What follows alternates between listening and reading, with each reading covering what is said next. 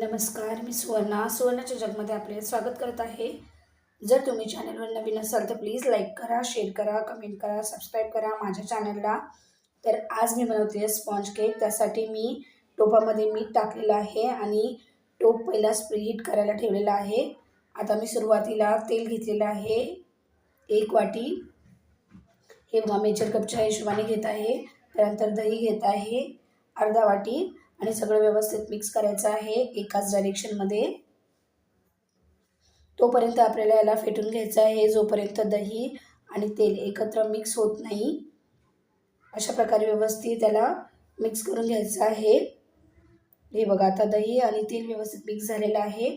आता यामध्ये मी घालते पिठी साखर। तर पिठी साखर मी मेजर कपच्या हिशोबाने 1 कप घेतलेली आहे पूर्ण, आणि हे सुद्धा आपल्याला व्यवस्थित मिक्स करून घ्यायचं आहे।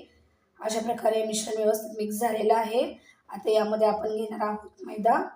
तर मैदा मी इथे 1.5 वाटी वापरलेला आहे, मेजर कपच्या हिशोबाने 1.5 कप वापरलेला आहे। त्यानंतर आता यामध्ये आपण घालणार आहोत बेकिंग सोडा आणि हे सगळं व्यवस्थित चाळून घ्यायचं आहे। चाळून झालेलं आहे। आता याला आपण मिक्स करूयात। अगर जर आपल्याला वाटलं मिश्रण जास्त जाड आहे तर आपण यामध्ये थोडं दूध घालून याला व्यवस्थित बनवून घेणार आहोत। तर अशा प्रकारे आपल्याला थोडं दूध यामध्ये घालायचं आहे आणि याला व्यवस्थित मिक्स करायचं आहे। असं मी अर्धा कप दूध यामध्ये वापरलेलं आहे।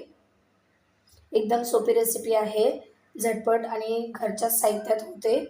तर नक्की तुम्ही ट्राय करून बघा, तुम्हालाही आवडेल आणि घरात लहान मुलं असतील तर ते तर खूप आवडीने खातील। तर नक्की तुम्ही एकदा बनवून बघा।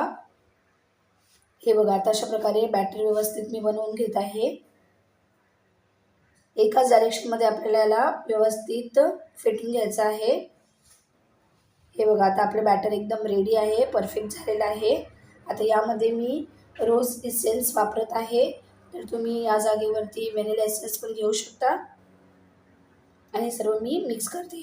अगर इसेन्स नसेल तर तुम्ही इलायची पावडर सुद्धा वापरू शकता। आता हे सर्व व्यवस्थित मिक्स झालेलं आहे। आता आपण याला केक टिनमध्ये ट्रान्सफर करूयात। तर त्यासाठी मी केक टिनमध्ये बटर पेपर घालून घेतला आहे। आता यावरती आपण सगळं बॅटर ओतून घेऊयात। हे बघा अशा प्रकारे आपल्याला बॅटर बनवून घ्यायचं आहे, ना जास्त पातळ ना जास्त जाड। याच्याने केक एकदम मस्त फुगला जातो आणि व्यवस्थित शिजला सुद्धा जातो। थोडंसं टॅप करून घ्यायचं आहे आणि यावरती आता मी ड्रायफ्रूट घालते, तर तुम्ही तुमच्या आवडीप्रमाणे घालू शकता, नाही घातला तरी चालेल, पण घातल्यामुळे थोडं दिसायला चांगलं दिसतं। बेक करण्यासाठी ठेवून देणार आहोत। तर मी 10 मिनिटं पहिला स्टोव प्रीहीट करून घेतलेला आहे। आता याला 20 मिनिटं आपण स्लो टू मीडियम फ्लेमवरती बेक करून घेणार आहोत। हे बघा केक आपला बेक झालेला आहे आणि थंडसुद्धा झालेला आहे। आता याला मी काढून घेते। हे बघा आता याचा बटर पेपर आपण काढून घेऊयात। हे बघा किती मस्त रंग आलाय आणि परफेक्ट बेक झालेला आहे। स्पॉन्ज बघा किती एकदम मस्त झालेला आहे याचा।